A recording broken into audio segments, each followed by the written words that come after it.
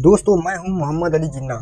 बहुत से लोग मानते हैं कि भारत और पाकिस्तान के बंटवारे में मेरी बड़ी भूमिका थी। यह कहानी सिर्फ मेरी नहीं है। यह कहानी उन फैसलों की है जिन्होंने करोड़ों लोगों की ज़िंदगी बदल दी। यह कहानी साल 1947 की उस दोपहर से शुरू नहीं होती जब भारत और पाकिस्तान के बीच सीमा खींची गई थी। इसकी शुरुआत उससे बहुत पहले होती है। 25 दिसंबर 1876 को कराची के खरादर इलाके में एक बच्चे का जन्म हुआ। उसके पिता जिन्ना भाई पुंजा एक सफल व्यापारी थे। उनका परिवार खोजा समुदाय से था। उस बच्चे का नाम रखा गया था मोहम्मद अली जिन्ना। जिन्ना बचपन से ही पढ़ाई में तेज थे। 1892 में वे कानून की पढ़ाई करने के लिए लंदन चले गए। लंदन में बिताए गए सालों ने उनकी सोच और जीवन शैली दोनों को बदल दिया। वे आधुनिक विचारों वाले, अंग्रेजी पहनावे और कानून की पढ़ाई में विश्वास रखने वाले व्यक्ति बन गए। साल 1896 में जब वे भारत लौटे तब उनके पिता का कारोबार लगभग खत्म हो चुका था। उनके पास न कोई बड़ी संपत्ति थी और न कोई खास पहचान, लेकिन उन्हें आत्मविश्वास की कमी नहीं थी। उन्होंने बम्बई को अपना कार्यक्षेत्र बनाया। धीरे धीरे उनकी गिनती शहर के सबसे प्रसिद्ध और महान वकीलों में होने लगी। उस समय के जिन्ना और बाद के जिन्ना में बहुत अंतर था। शुरुआती दिनों में वे धर्म और राजनीति को अलग रखने में विश्वास रखते थे। वे कांग्रेस के सदस्य थे और गोपाल कृष्ण गोखले को अपना आदर्श मानते थे। उनकी देशभक्ति पर किसी को संदेह नहीं था। सरोजिनी नायडू ने तो उन्हें हिंदू मुस्लिम एकता का दूत तक कह दिया था। लेकिन इसी दौरान अंग्रेज एक बात समझ चुके थे, अगर भारत को कमजोर रखना है तो यहाँ के लोगों को आपस में बांटना होगा। उस समय बंगाल अंग्रेजों के खिलाफ आंदोलन का बड़ा केंद्र बन चुका था। हिंदू और मुस्लिम मिलकर अंग्रेज शासन का विरोध कर रहे थे। साल 1905 में लॉर्ड कर्जन ने बंगाल का विभाजन कर दिया। अंग्रेजों ने कहा कि बंगाल बहुत बड़ा है, इसलिए प्रशासन आसान बनाने के लिए उसे बांटना जरूरी है। लेकिन उसके पीछे असली मकसद कुछ और था। बंगाल को इस तरह बांटा गया कि एक हिस्सा मुस्लिम बहुल और दूसरा हिस्सा हिंदू बहुल को दिया गया। इससे लोगों के बीच दूरी बढ़ने लगी। साल 1906 में ढाका में एक बड़ी बैठक हुई। उसी बैठक में अखिल भारतीय मुस्लिम लीग की स्थापना हुई। इसका उद्देश्य मुस्लिमों के राजनीतिक अधिकारों की रक्षा बताई गई। दिलचस्प बात यह है कि उस समय जिन्ना मुस्लिम लीग की राजनीति के समर्थक नहीं थे। वे एक संयुक्त भारत की बात करते थे और सांप्रदायिक राजनीति की आलोचना करते थे। लेकिन राजनीति धीरे धीरे बदल रही थी। 1909 में अंग्रेज ने मुस्लिम के लिए अलग निर्वाचन व्यवस्था शुरू कर दी। अब मुस्लिम उम्मीदवारों को मुस्लिम मतदाता ही चुन सकते थे। यही से राजनीति में धर्म की भूमिका और बढ़ गई। इसी बीच भारत की राजनीति में एक नया नाम तेजी से उभर रहा था। इनका नाम था मोहनदास करमचंद गांधी। साल 1915 में गांधी जी दक्षिण अफ्रीका से लौट रहे थे। उनका काम करने का तरीका जिन्ना से बिल्कुल अलग था।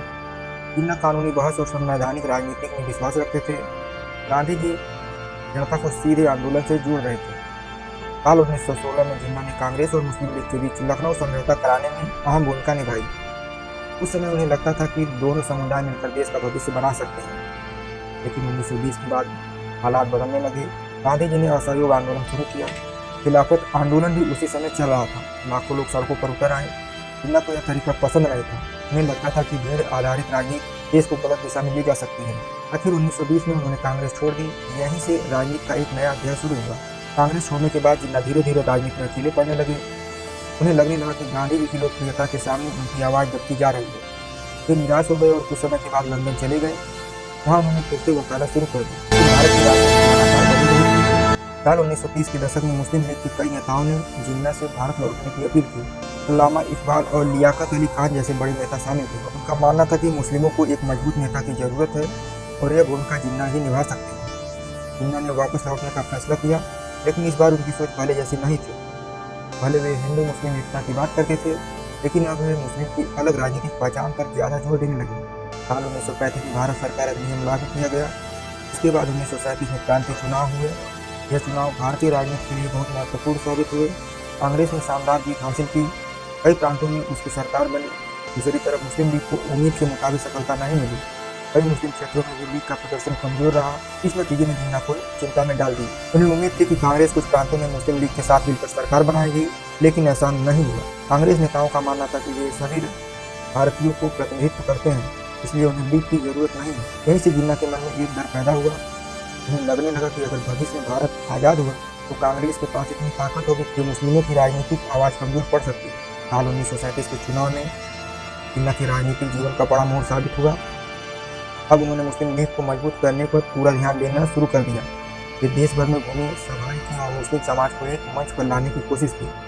धीरे धीरे उनकी छवि मुस्लिमों के बड़े नेता के रूप में बनने लगी। जो जिन्ना कभी पश्चिमी कपड़े पहनने और आधुनिक जीवन शैली के लिए जाने जाते थे, वे अब मुस्लिम राजनीति के सबसे बड़े चेहरे बनते जा रहे थे। साल 1940 में मुस्लिम लीग का ऐतिहासिक अधिवेशन लाहौर में हुआ। यहीं वह प्रस्ताव पास हुआ जिसे जिसे बाद में पाकिस्तान प्रस्ताव कहा गया। इस प्रस्ताव में मुस्लिम बहुल इलाकों के लिए अलग व्यवस्था की मांग की गई। हालांकि उस समय पाकिस्तान शब्द स्पष्ट रूप से इस्तेमाल नहीं किया गया, लेकिन अलग देश की दिशा यहीं से साफ दिखाई देने लगी। दूसरी तरफ देश में कई अन्य संगठन भी सक्रिय हो रहे थे। कुछ संगठन हिंदू पहचान की राजनीति कर रहे थे, जबकि मुस्लिम लीग मुस्लिम पहचान पर जोर दे रही। धीरे धीरे दोनों समुदाय के बीच अविश्वास बढ़ता गया। अब संघर्ष केवल अंग्रेजों से आज़ादी का नहीं रह गया था, सवाल यह भी बन गया कि आज़ादी के बाद देश का सत्ता किसके हाथ में होगी। इसी बीच दुनिया में दूसरा विश्व युद्ध शुरू हो गया। ब्रिटेन युद्ध में बुरी तरह उलझ गया। युद्ध खत्म होने तक उसकी आर्थिक स्थिति काफी कमजोर हो चुकी थी। अब ब्रिटेन के लिए भारत पर लंबे समय तक शासन करना आसान नहीं था। साल 1945 में युद्ध खत्म हुआ और ब्रिटेन में नई सरकार बनी। प्रधानमंत्री क्लेमेंट एटली भारत को जल्द से जल्द आज़ाद करना चाहते थे, लेकिन सबसे बड़ी समस्या यह थी कि कांग्रेस और मुस्लिम लीग के बीच समझौता नहीं हो पा रहा था। साल 1986 में ब्रिटिश सरकार ने एक विशेष मिशन भारत भेजा। इसे कैबिनेट मिशन कहा गया। इस मिशन का उद्देश्य ऐसा समाधान ढूंढना था जिससे भारत का बंटवारा न हो और पक्ष सहमत हो जाए। कैबिनेट मिशन ने एक नई योजना पेश की। योजना के अनुसार भारत एक देश ही बना रहता, लेकिन अलग अलग समूहों को काफी अधिकार दिए जाते। शुरुआत में जिन्ना इस योजना से संतुष्ट दिखाई दिए। उन्हें लगा कि इससे मुस्लिम बाहुल्य क्षेत्र को पर्याप्त अधिकार मिल जाएंगे। कांग्रेस ने भी शुरुआती तौर पर इस योजना को स्वीकार कर लिया, लेकिन कुछ ही समय बाद स्थिति बदल गई। एक प्रेस कॉन्फ्रेंस में जवाहरलाल नेहरू ने कहा कि भविष्य में संविधान सभा किसी भी व्यवस्था में बदलाव कर सकती है। जिन्ना को यह बयान पसंद नहीं आया। उन्हें लगा कि कांग्रेस बाद में अपने बहुमत के दम पर पूरी व्यवस्था बदल देगी और मुस्लिमों को दिए गए अधिकार खत्म हो जाएंगे। यहीं से दोनों पक्षों के बीच विश्वास पूरी तरह टूटने लगा। जिन्ना ने कैबिनेट मिशन योजना से अपना समर्थन वापस ले लिया। अब हालात तेजी से बिगड़ने लगे थे। जिन्ना को लगने लगा कि पाकिस्तान की मांग के अलावा कोई दूसरा रास्ता नहीं बचा है। उन्होंने फैसला किया कि अब अपनी ताकत दिखानी होगी। डायरेक्ट एक्शन डे यानी प्रत्यक्ष कार्यवाही दिवस मनाने का ऐलान किया। उद्देश्य था यह दिखाना कि पाकिस्तान की मांग को नजरअंदाज नहीं किया जा सकता। लेकिन जो हुआ उसने पूरे देश को हिला दिया। कोलकाता में भयानक दंगे शुरू हो गए। कुछ ही दिनों में हजारों लोग मारे गए, सड़कों पर हिंसा फैल गई, घर जलाए गए, दुकानें लूटी गई और निर्दोष लोग मारे गए। यह हिंसा जल्द ही दूसरे इलाकों तक फैल गई। नोआखाली, बिहार और पंजाब समेत कई क्षेत्रों में दंगे भड़क उठे। हजारों परिवार तबाह हो गए और लोगों के मन में डर और नफरत दोनों बढ़ने लगे थे। देश का माहौल पहले जैसा नहीं रहा था। बहुत से नेताओं को लगने लगा था कि हालात अंदर से बाहर होते जा रहे हैं। यहीं से भारत के इतिहास का सबसे कठिन दौर शुरू हुआ और अगले कुछ महीनों में ऐसे फैसले लिए जाने वाले थे जो पूरे उपमहाद्वीप का नक्शा हमेशा के लिए बदल दिया। साल 1946 के दंगों ने पूरे देश को झकझोर कर रख दिया। जगह जगह हिंसा फैल रही थी और हालात दिन ब दिन खराब होते जा रहे थे। इसी दौरान अंग्रेजों ने एक अंतरिम सरकार बनाई। जवाहरलाल नेहरू इसके प्रमुख बने और मुस्लिम लीग की ओर से लियाकत अली खान का वित्त मंत्री बनाया गया। लेकिन यह सरकार ठीक से काम नहीं कर पा रही थी। कांग्रेस और मुस्लिम लीग के बीच अविश्वास इतना बढ़ चुका था, लगभग हर फैसले पर विवाद होने लगा। दोनों पक्ष एक दूसरे पर शक करते थे। सरदार वल्लभ भाई पटेल जो लंबे समय तक भारत के विभाजन के खिलाफ रहे, अब हालात को अलग नज़र से देखने लगे। उनका मानना था कि अगर देश में लगातार दंगे और राजनीतिक टकराव चलते रहे, पूरा भारत अस्थिर हो सकता है। दूसरी ओर गांधी जी अभी भी विभाजन के विरोध में थे। वे चाहते थे कि हिंदू और मुस्लिम साथ मिलकर रहें, लेकिन जमीन पर हालात बहुत तेजी से बदल रहे थे। दंगे बढ़ रहे थे, लोगों का भरोसा टूट रहा था और राजनीतिक समझौते की उम्मीद कमजोर होती जा रही थी। आखिरकार कांग्रेस नेतृत्व इस निष्कर्ष पर पहुंचे कि अगर बंटवारा नहीं हुआ तो देश में और भी बड़ी हिंसा हो सकती है। यहीं से विभाजन का रास्ता अलग तय हो गया। मार्च 1947 में लॉर्ड माउंटबेटन भारत के अंतिम वायसराय बनकर आए। उनके सामने सबसे बड़ी चुनौती थी सत्ता का शांतिपूर्ण हस्तांतरण। माउंटबेटन ने जल्दी ही समझ लिया कि हालात बहुत गंभीर हैं, सांप्रदायिक तनाव लगातार बढ़ रहा है और समय बहुत कम बचा था। शुरुआत में ब्रिटिश सरकार 1948 तक भारत छोड़ने की योजना बना रही थी, लेकिन माउंटबेटन ने फैसला किया कि सत्ता हस्तांतरण इससे काफी पहले कर दिया जाए। इसलिए 15 अगस्त 1947 की तारीख तय की गई। अब सबसे बड़ा सवाल था कि भारत और पाकिस्तान की सीमा कहाँ होगी। इस काम की जिम्मेदारी ब्रिटिश वकील सिरियल रेडक्लिफ को दी गई। दिलचस्प बात यह थी कि रेडक्लिफ इससे पहले कभी भारत नहीं आए थे। उन्हें केवल कुछ हफ्तों के भीतर सीमा तय करने का काम दिया गया। उन्हें नक्शों, जनसंख्या के आंकड़ों और प्रशासन के रिकॉर्ड के आधार पर सीमाएं तय की, लेकिन यह काम इतना आसान नहीं था। कई गाँव, कस्बे और शहर ऐसे थे जहाँ हिंदू मुस्लिम निश्चित दूरी के साथ रहते थे। सीमा खींचते समय यह देखना संभव नहीं था कि इस परिवार का घर किस तरफ जाएगा। और किसकी जमीन किस देश में रह जाएगी। आखिरकार पंजाब और बंगाल का विभाजन कर दिया गया। यह केवल जमीन का बंटवारा नहीं था, यह लोगों की यादों, रिश्तों, व्यापार और पूरे जीवन का बंटवारा था। सरकारी संपत्ति भी बांटी गई, दफ्तरों का सामान, वाहन, फाइलें, सेना का ढांचा और कई अन्य संसाधनों का बंटवारा किया गया। इसी दौरान पैसों को लेकर भी विवाद सामने आया। ब्रिटिश सरकार की संपत्ति में पाकिस्तान का ही हिस्सा तय किया गया। समझौते के अनुसार पाकिस्तान को कुल 75 करोड़ मिलने थे।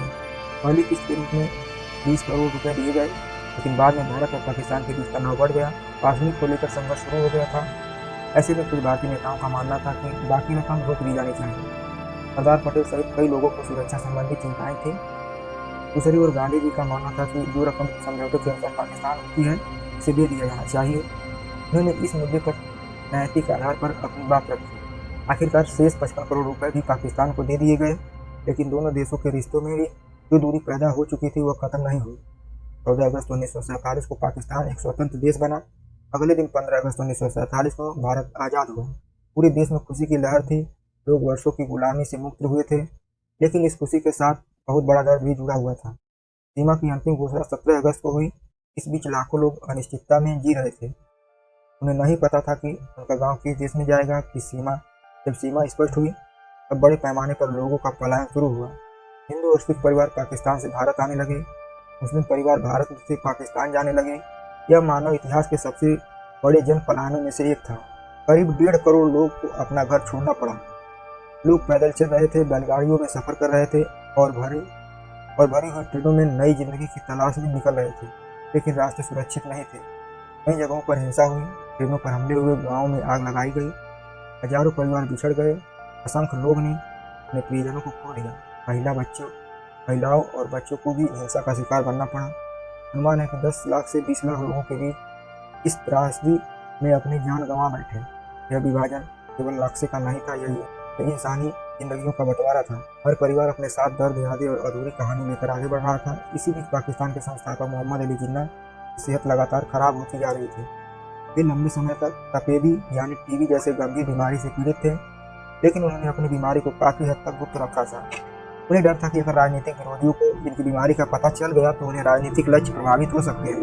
पाकिस्तान बनने के सिर्फ 1 साल बाद 11 सितंबर 1948 को जिन्ना का निधन हो गया। उनके जाने के बाद पाकिस्तान को कई राजनीतिक और प्रशासनिक चुनौतियों का सामना करना पड़ा।